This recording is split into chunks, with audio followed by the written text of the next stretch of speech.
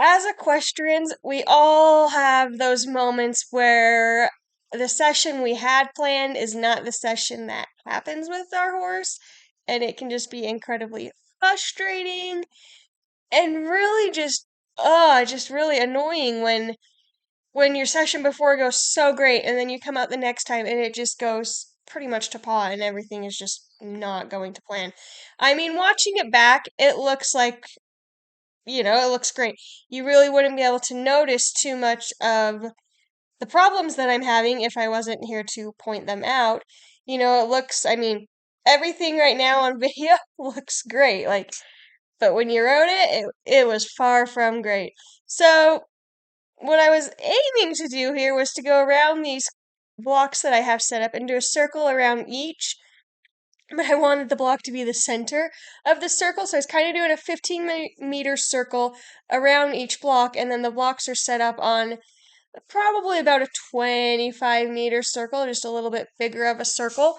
And I'd want to do a circle around the whole perimeter, circles around the little ones, just kind of working on like some spiraling in and just helping to get her supple and moving off of my inside leg a little more. However, if you look really close at my inside hand, the entire, pretty much most of this session, you'll see that I am really, really having to pull on her and use that inside rein to even get her to turn and bend. And I mean, that is just ridiculous. She went so great the time before, and then this time it's just pretty much all gone to pot. And I mean, look at that. Looks great right there. Looks great. Looks like I have a nice supple bending horse. I do not have a nice supple bending horse. It was like riding a very stiff board. I couldn't get her to bend at all. I could a little bit in the walk, get her to you know, bend around my leg and move off of it and actually listen to my leg aids. But when I'd have her go up into the trot, it was just like non-existent. And right there, like where she cuts in, wasn't wanting her to cut in. I was trying to get her to go further around. And that's just how much she was not listening. I mean, like I said, the picture looks great. It looks like she's doing fantastic, but she was completely not listening at all. And I do think part of it is because obviously she's a little on the chunky side. So, between diet and then obviously exercise, she's hopefully going to get better. That is the goal, is for her to improve. And I mean, she does get better the more I go around the circle, but you can just see how much tension there is on that inside brain to try to get her to even acknowledge that my inside leg exists or even that my outside leg exists. She is completely not acknowledging any of those cues. So I will probably ride her in a saddle next time and with a bridle on just to try to get her respecting me more because yes, it's great and fine that I can ride her around, without a saddle and without a bridle, but what great is it if she's not respecting me or listening to me? So clearly we need to, work on our cues a little bit more to kind of get her a little bit more in tune and focusing better with me because she really, and she's like this every kind of at the start of every year after coming off a nice long winter break. Because I don't ride her much in the winter, just with the snow and the weather. She gets she gets several months off to just kind of rest and recoup. And we might do the odd little hack down the road, and that's about it. She doesn't do any suppling exercises or honestly any trot work unless she does it out on her own when she's out in the pasture.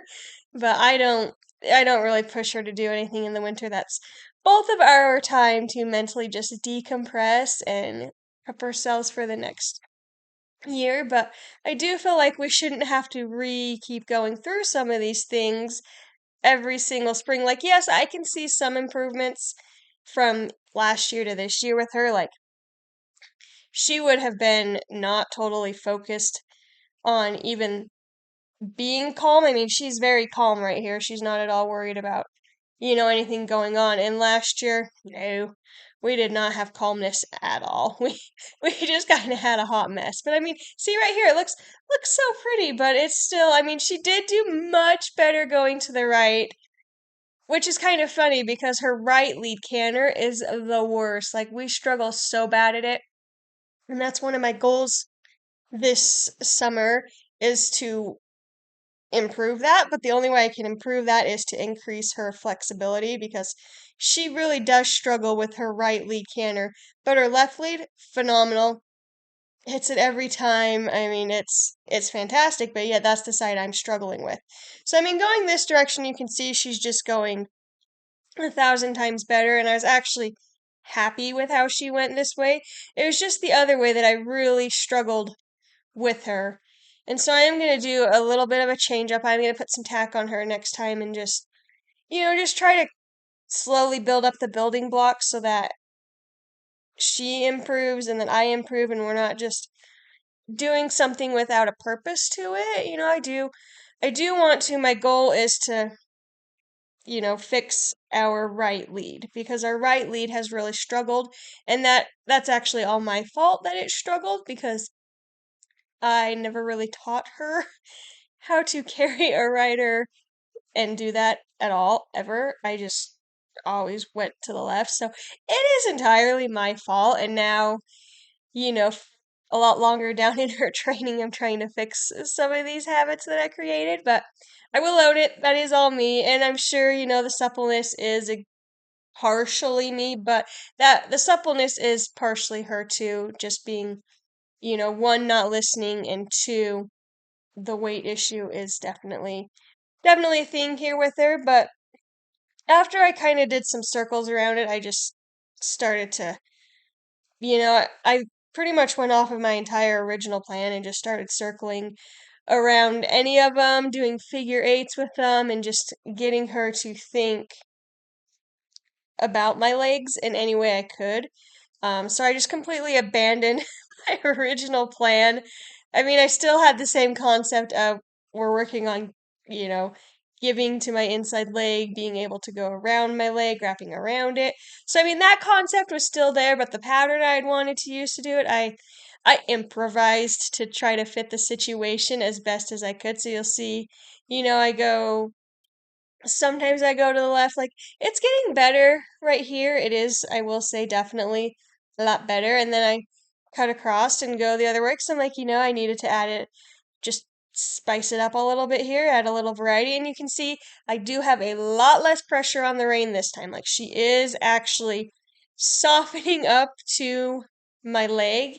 And I'm not having to use my reins near as much. Like, I'm still having to get her a little bit, but it is actually way better towards the end, and that's when sometimes you just have to be willing to change your session to fit the horse that has showed up for the day, and the horse that showed up for me was a stiff board. So she definitely gets a lot better. You can see she's actually started to relax even more and she's blown out. And so I was like, we're hitting there, we're getting what I want. We'll do it just, a little bit more to just kind of reiterate it, but overall, when she got the concept and relaxed and was going pretty decent with what I was asking for, I was like, you know what? Enough is enough. So I stopped her. And then just to kind of reiterate, like, let's get back on our hindquarters, get off my hand, I just asked her to back up. And then after that, we ended the session. So I will see you all next time. Bye.